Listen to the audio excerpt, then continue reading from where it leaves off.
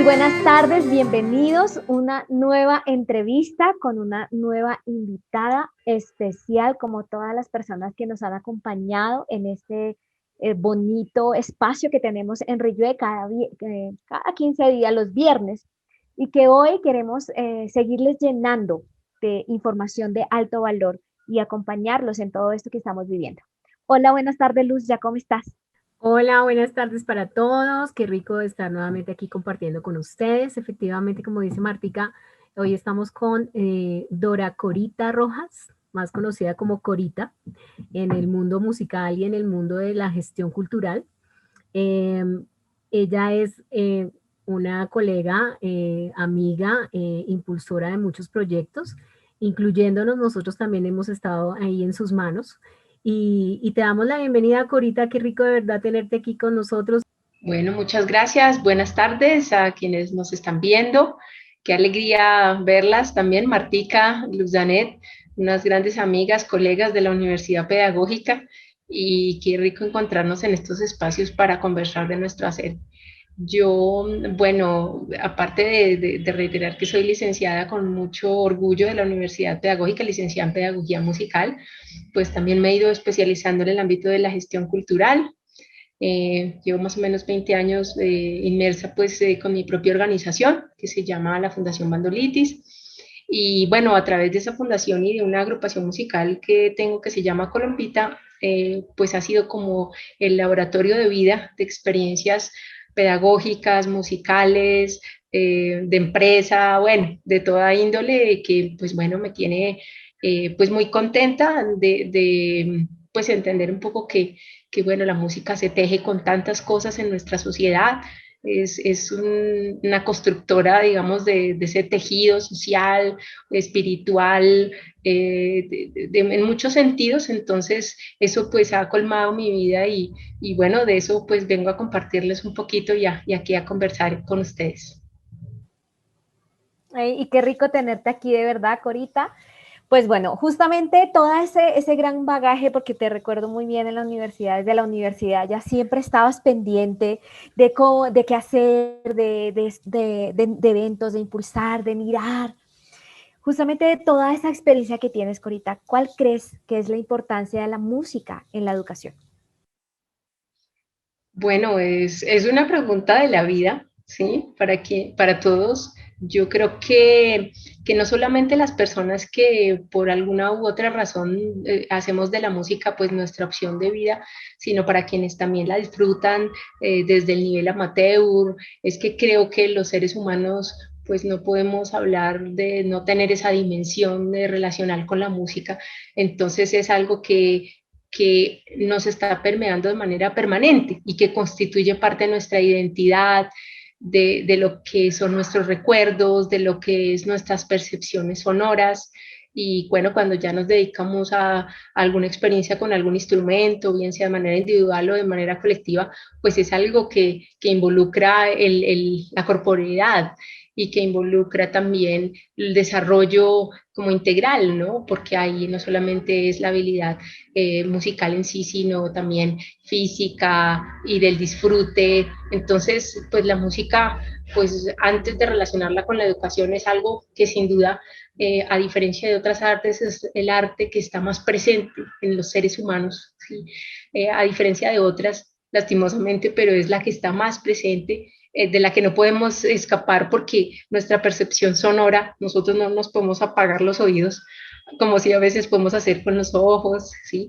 Entonces, eso creo que llevado a comprender como esa dimensión tan importante del ser humano, pues en la educación pues tiene también una importancia grandísima, porque no solamente la podemos ver como tal vez en su momento en nuestras épocas y las de nuestros abuelos, que eran quienes manifestaban alguna habilidad de cantar, de algún instrumento, bien fuera por tradición familiar o fuera porque de pronto tenía ese desarrollo muy innato, sino que la música pues ya permea mucho de conocimientos, sirve para enseñar otras materias, otras áreas, sirve también para lo que llamamos un poco la musicoterapia, es decir, para relacionarla con nuestra comprensión misma de nuestra percepción. Entonces, abarca muchas cosas que creo que sacarla un poco de la idea del aula, en la que de pronto la vemos muy centrada en aprender las notas y de pronto en aprender la afinación y de pronto sí, saber un instrumento, pues es importante que reconocer que ya trasciende esas dimensiones y que no hay que ignorarla, todo lo contrario. Por eso los maestros, creo que ahora felizmente estamos, los maestros de música, primero, pues somos más, no tanto como necesitaría nuestra sociedad, pero ya nos hemos venido cualificando en todas esas múltiples posibilidades que tiene la música en el ámbito escolar y en la formación humana. Entonces, pues es una importancia que yo creo que hace que sin duda muchos padres, madres que nos escuchan, maestros saben que si algo relacionan con las artes, en primera instancia está la música y por supuesto que venga de allí la mano de las otras artes, ¿no? Audiovisuales, escénicas, ¿no? El teatro, la danza, pues qué maravilloso que nosotros pudiéramos tener eso de manera más presente, pero la música, pues creo que me atrevería a decir que nadie sobre la tierra pues deja de estar relacionado con la música en esa amplia dimensión de formación integral del ser humano. Muy importante lo que dices, sobre todo viendo la música en esa dimensión universal, ¿no? Como es de todos, todos estamos en contacto con él, con ella y nos sirve para desarrollar no únicamente esa parte teórica intrínseca de la música, de aprender a leer música, de aprender a entrenar el oído específico para poder desarrollarse uno como músico, sino desde esa dimensión también integral en donde lo físico, lo mental y lo emocional van como ligados y que ese ejercicio de la música hace y ayuda y colabora y contribuye a ese desarrollo integral del ser. Y saliéndonos, no saliéndonos un poco del tema, sino de como de la estructura en el que cuando uno habla de música, habla es de aprender a leer la música, aprender el código, aprender a hacer el entrenamiento auditivo. Hablemos un poco también de las herramientas, ¿no? De las herramientas que se pueden usar con estos niños y que no únicamente en la música, sino en otras artes podemos utilizar. El juego. ¿Cómo es el juego? ¿Cómo es la importancia del juego en el ejercicio educativo? Bueno, también diría que gracias a que se han transformado muchos conceptos y digamos, ideas que de pronto en momentos anteriores, siglo pasado, se asociaban a que solamente la música pues era de unos pocos selectos con su habilidad innata y habiendo empezado muy de niños, pues eso se ha roto totalmente frente a unas observaciones, análisis del ser humano en sus formas de aprendizaje y en cómo el juego, el relacionarse y yo entendería juego como aquello con lo que tú te relacionas y te das la oportunidad del aprendizaje, ¿no? De descubrir, de no saber y irlo incorporando progresivamente. Entonces eso es un poco el juego, ¿no? Ir aprendiendo esas reglas. Entonces cuando uno habla de jugar, pues a veces lo relaciona mucho con el concepto en inglés, ¿no? Del play, ¿no? De jugar, de estar jugando, ¿sí? Y ese concepto para nosotros es algo que estaría mucho más presente en la forma como se aprende y se enseña la música. En el contacto con los estudiantes sí he percibido que estas nuevas generaciones de maestros están jugando más, están siendo más libres en proponer elementos para la enseñanza de la música de manera mucho más abierta y para no perder esa esencia, creo que nos ayuda a estar mucho con esa esencia que tiene el juego. Así es.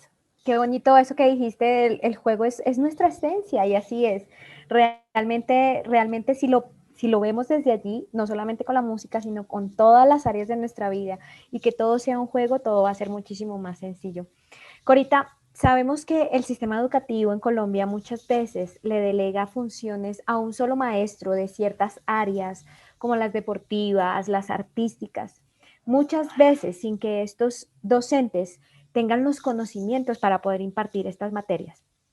¿Cómo podríamos apoyar a estos maestros en su labor para que la educación y los niños sea muchísimo más tranquila y fluida? Bueno, eso sé que es una muy buena pregunta. Yo te cuento que, y les cuento que yo me la hice pues en un momento en que tuve una oportunidad muy bonita que fue participar de un equipo de maestros que realizaron unos diagnósticos para hacer la propuesta de los nuevos lineamientos de la educación artística de parte del Ministerio de Educación. Y allí tuvimos la oportunidad de en ese diagnóstico estar en contacto con maestros de esas características que tú me mencionas.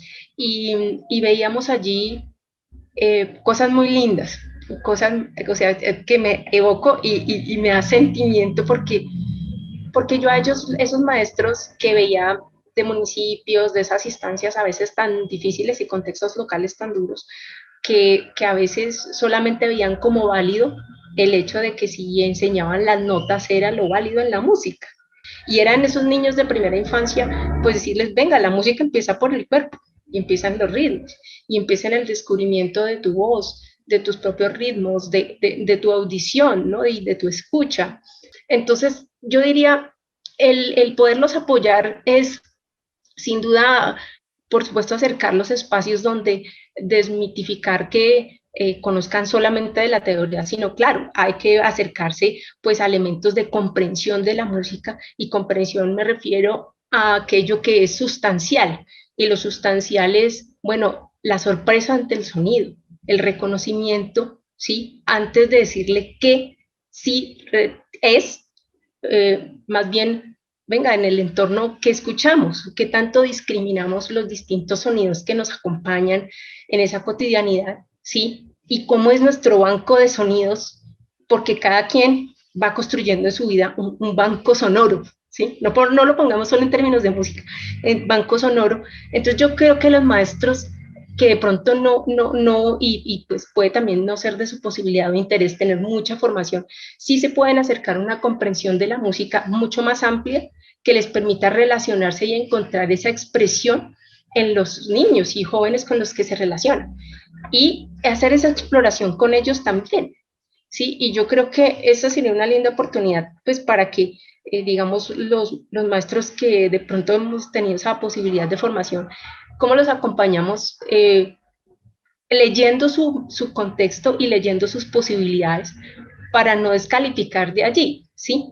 Yo creo que si nosotros partimos de eso, también podríamos construir algo que es muy importante y necesario en nuestro país, y es reconocer las diferencias sin hacerlas excluyentes. O sea, reconocer que si a alguien le gusta determinadas cosas en lo musical, estético, bueno, sí, es tan válido como otras expresiones, pero que no son unas mejores o peores, sino poderlas analizar en su esencia.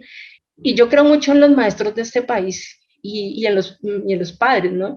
Y en los maestros digo es porque el ser maestro, más allá de serlo específicamente en la música, es conectarse con un espíritu de búsqueda permanente y de lectura de sí mismo y de los otros en su humanidad permanentemente y en la que encontramos lo esencial de la educación y a partir de allí eso cómo se conecta con la especificidad bien sea de las artes, de las ciencias naturales, sociales, del lenguaje, sí, de ahí se desprende todo. Pero si no nos encontramos como maestros en esa esencia de ver en el otro esa potencialidad y eso que cada una de esas áreas a nivel del humano potencializa, sin duda, pues lo demás pues será algo muy ornamental, ¿sí?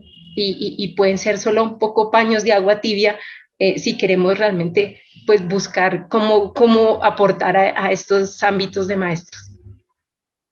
Es muy cierto el poderse uno reconocer, ¿no? Reconocer también como ser humano para poder uno reconocer en el otro esa esencia que uno a veces desconoce en su ser también, ¿no? El poder conocerse primero hasta dónde llego, hasta dónde va todo, hasta dónde voy como persona, como maestro, hasta dónde puedo ir para poder también encauzar hasta dónde puedo llegar con el otro. Y en ese ejercicio donde, como tú dices, entramos en esa conciencia en donde no es únicamente la notación, la música, la estructura musical como tal, y ver la música desde su esencia pura, eh, y pasando por esta emergencia sanitaria en la que estamos, en donde los maestros sobre todo no únicamente nos hemos visto enfrentados a la tecnología y a llevar la música, por ejemplo, a nivel tecnológico, que en lo práctico es un poco complejo, pero pues se han encontrado las maneras. Em, ¿Qué mensaje le dejarías a esos profesores o a esos padres que en este momento se han visto abocados a retos educativos, a retos como personas, como profesionales, dada la emergencia sanitaria en la que nos encontramos? Y, y como a los padres en ese nuevo rol de profesores, de alguna manera, eh, en el proceso educativo de sus hijos. Bueno, eso también, estas preguntas de esta entrevista son pues de la vida, ¿no? Y de trabajo de doctorado. eh, pero muy interesantes porque siempre estarse preguntando sobre sí mismo y la percepción de su hacer en su ámbito es permanente, ¿sí? Esto te ayuda a crecer. Pues yo diría que esta transformación que estamos viviendo ha puesto sobre la mesa muchas cosas que de pronto estábamos suponiendo, no estábamos viendo o no queríamos reconocer, o todas las anteriores.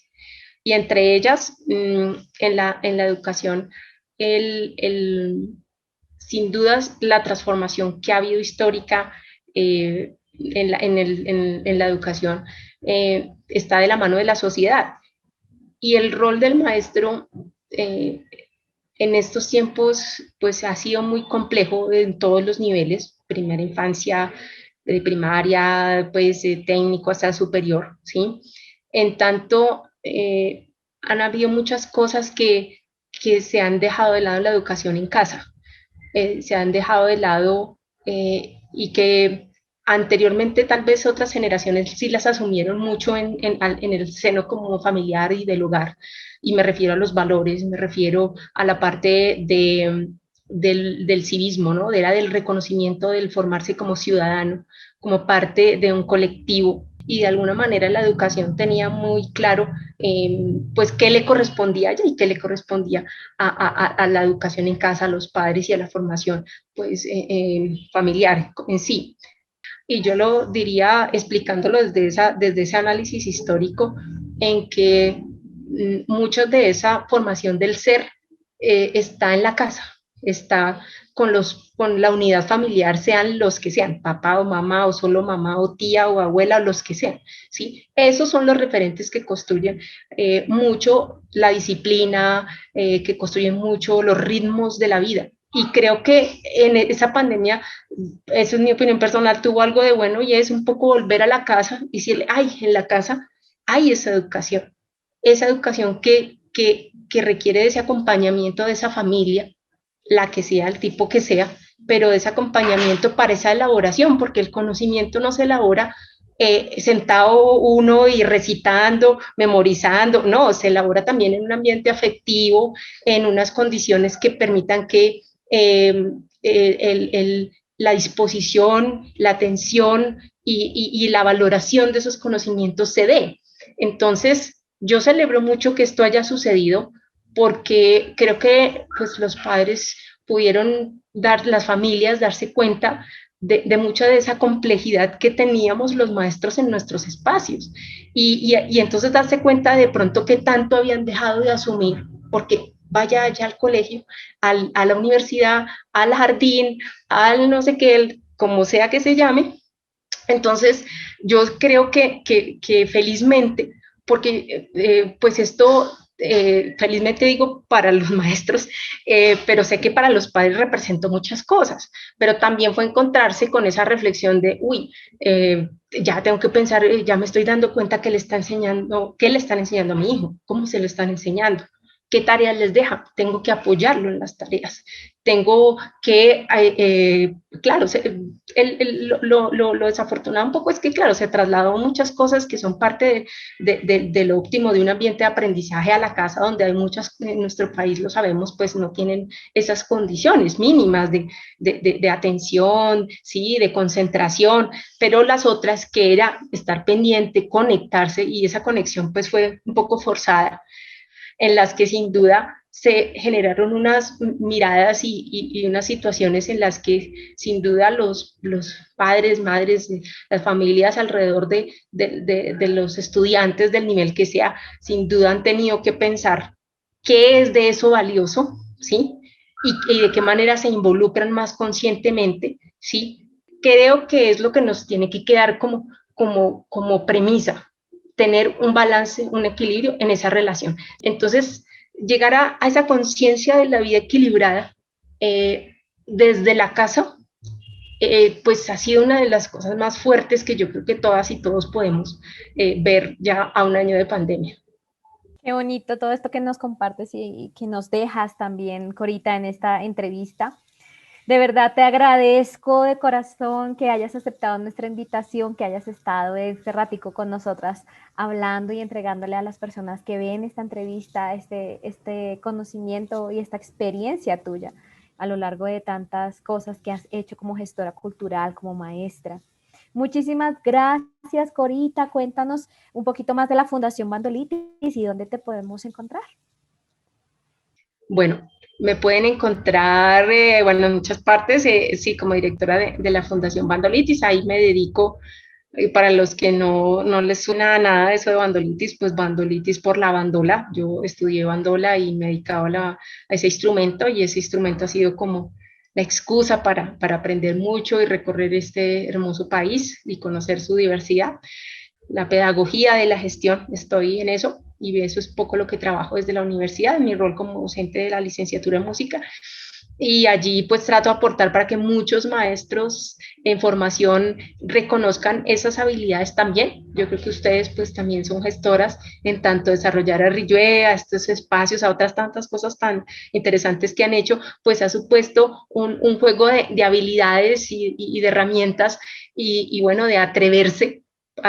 Entonces yo las felicito mucho y me encanta mucho encontrarme en estos y más espacios para mostrar pues todo eso que los maestros somos capaces de hacer, los artistas, y pues más en esa conjunción surgen cosas, pues muchas ideas, así que siempre será un ámbito muy rico de experiencias para poder hablar. Y bueno, la fundación tiene alguna red social donde puedan entrar, mirar un poco el trabajo de lo que están haciendo.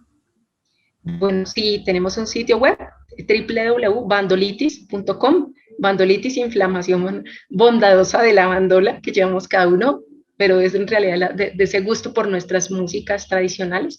Y en Facebook también tenemos nuestro sitio, estamos haciendo algunos proyectos pues en relación a apoyo de formación de gestores, así que pues por ahí nos están viendo, y yo también pues aprovecho mucho para felicitarlas y agradecerles por la invitación en este espacio. Así que cuando quieran, pues nos volvemos a ver.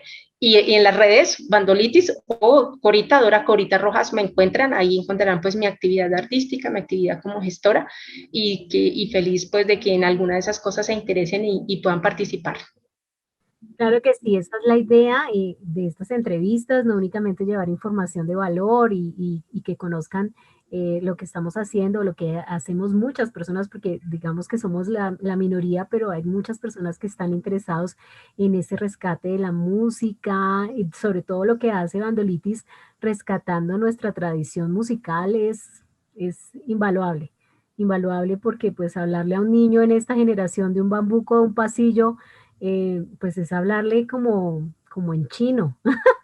Entonces, es realmente muy valioso ese trabajo, lo que haces como gestora, te agradecemos infinitamente, somos alumnas también de esa gestoría, de ese trabajo que haces como gestora. Corita, nuevamente muchísimas gracias, claro que sí, serás una de nuestras invitadas. Próximamente Rillué viene con sorpresas, esperamos poder contar con tu aporte y pues nada, a toda la audiencia, muchísimas gracias por estar con nosotros, por acompañarnos cada 15 días en estas entrevistas y apoyarnos y ser muy empáticos con esta locura que se nos ocurrió con Marta para poder apoyarlos a ustedes, profesores y padres en su labor. Muchísimas gracias y no me queda sino desearles un feliz término de día. Un abrazo para todos. Nos vemos. Chao, chao. Chao, chao.